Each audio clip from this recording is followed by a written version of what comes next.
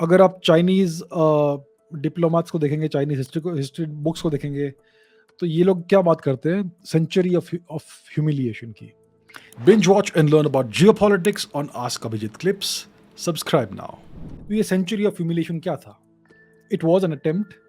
ये पाश्चात्य पावर्स ने चाइना को कॉलोनाइज किया था और चाइना को ह्यूमिलेट किया था. ये इसकी शुरुआत होती है, देखिए क्या. अच्छा ठीक है, इसका मैं थोड़ा बैक स्टोरी आपको दिखाता हूँ. तो इसका बैक स्टोरी यहाँ है. तो ये जो है, ये एक फोटोग्राफ है, British opium warehouse in Patna. Opium financed British rule in India. The British forced Indian farmers to cultivate opium instead of food crops, leading to horrific famines and deaths of millions. Queen Victoria was the biggest drug trafficker in history. तो ये जो British जो थे, वो भारत में opium को, अफीम को कल्टीवेट करवाते थे. हमारे जो फार्मर्स थे, उनको ये फोर्स करते थे कि आप फूड क्रॉप्स को कल्टीवेट मत कीजिए, आप ओपियम को कल्टीवेट कीजिए. तो जिस धरती में फूड क्रॉप्स का कल्टीवेशन होना चाहिए था, वहां पर ओपियम का कल्टीवेशन होता था, जिसके कारण से बहुत सारे भयानक हॉरिबल फैमिन्स हुए भारत में, बार बार हर साल. और बहुत करोड़ों भारतीय इसमें मर गए. लेकिन ब्रिटिश को जो चाहिए था वो मिल गया, उनको ओपियम मिल गया. और अब ये ओपियम से करते क्या थे कि ये भारतीय लोगों को आर्टिफिशियली फैमिन बनाया उन्होंने, और उनको फोर्स करते थे बहुत हार्ड लेबर करने के लिए. तो ये जो ब्रिटिश थे, उन्होंने इस ओपियम का क्या किया, उन्होंने इस ओपियम को चाइना भेजा और चाइना में उसको उन्होंने बेचा. और चाइना से वो लोग सिल्वर लेते थे और चांदी.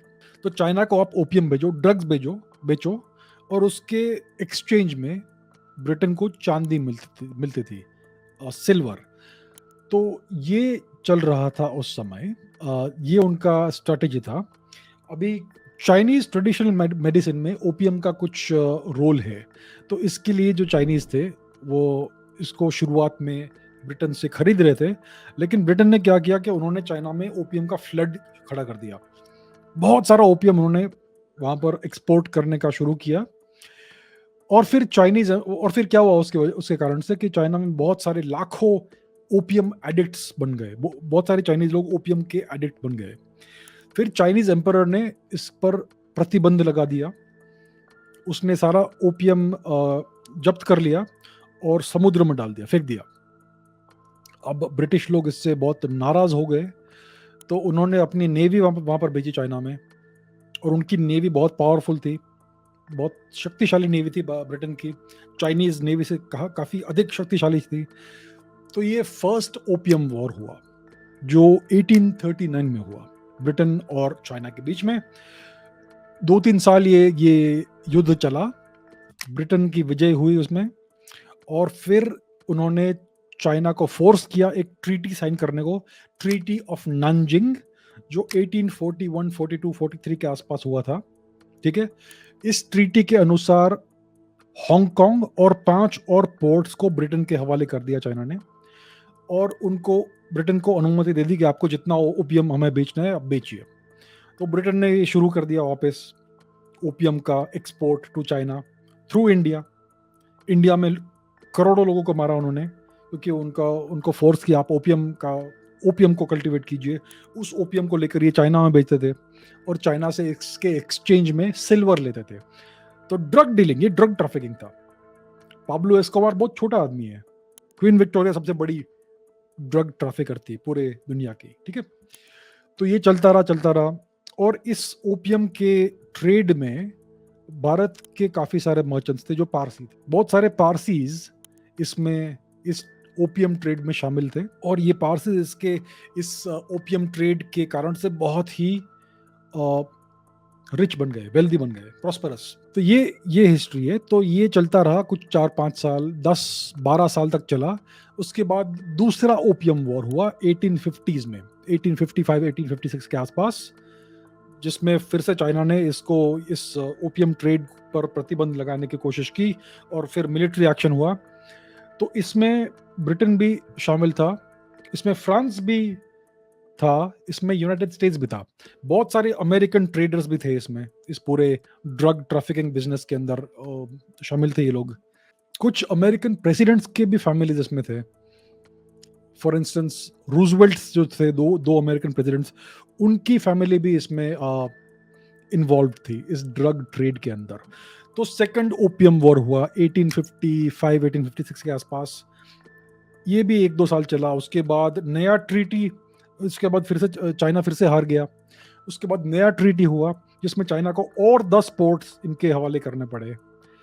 और फिर लेट 1850s में चाइना को कंप्लीट ह्यूमिलिएशन करना पड़ा, का सामना करना पड़ा, जब ब्रिटेन ने बीजिंग को सैक किया, बीजिंग पर कब्जा किया, उनका समर पैलेस तोड़ फोड़ दिया, जला दिया, और सब जो कुछ भी उधर वैल्यूएबल चीजें थी उसको लूट लिया ब्रिटेन ने। तो ये आई थिंक 1858 1859 के आसपास हुआ।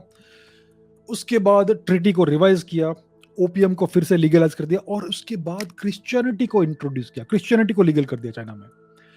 फिर क्या हुआ कि हजारों ब्रिटिश और European missionaries, American missionaries China में आ गए और चाइनीज लोगों को कन्वर्ट करने लगे। ये उस समय बहुत ही प्रॉब्लम चल रहा था चाइना में, टाइपिंग रिबेलियन चल रहा था चाइना में, बहुत ही हंगर चल रहा था, बहुत सारे फैमिन्स चल रहे थे, बहुत इंटरनल स्ट्राइफ था, टाइपिंग रिबेलियन जैसे मैंने कहा, और चाइनीज लोग बहुत सारे भूख से मर रहे थे उस समय।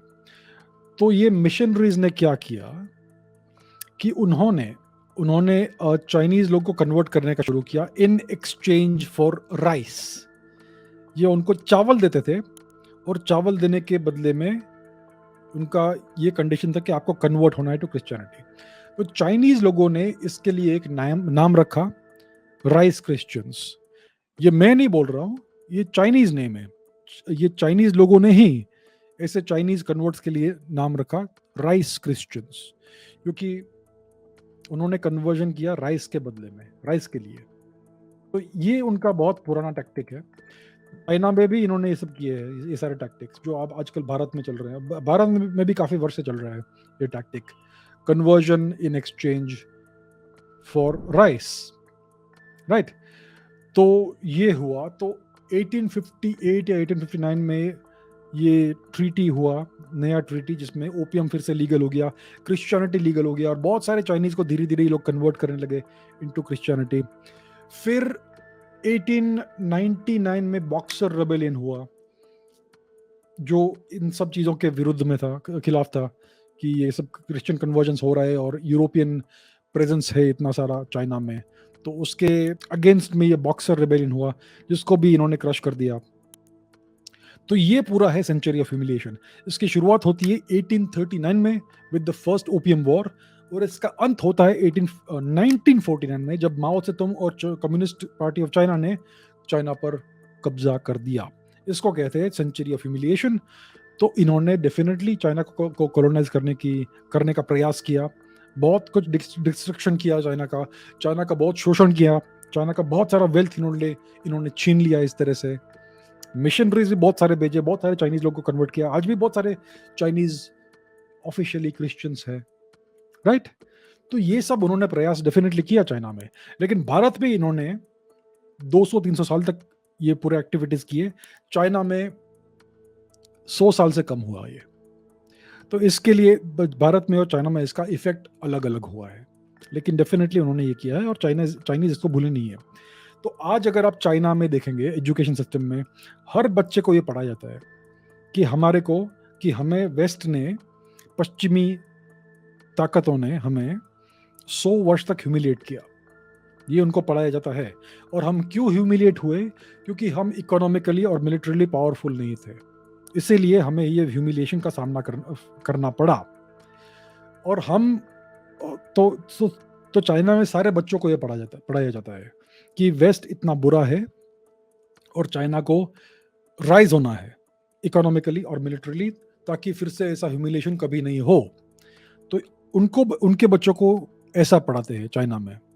भारत में बच्चों को क्या पढ़ाते हैं कि ब्रिटिश कॉलोनाइजेशन बहुत अच्छी चीज थी, टर्किक कॉलोनाइजेशन बहुत अच्छी चीज थी, उससे हमारा कल्चर एनरिच हुआ, उससे हम प्रोग्रेसिव बन गए, उससे हम मॉडर्नाइज हो गए, क्योंकि हम उसके पहले बहुत बैकवर्ड थे। तो आज जिन्होंने हमारा शोषण किया, जिन्होंने करोड़ों भारतीयों की हत्या की, उनके आज हम गुण गाते हैं। हमारा एजुकेशन सिस्टम उनको प्रेज करता है।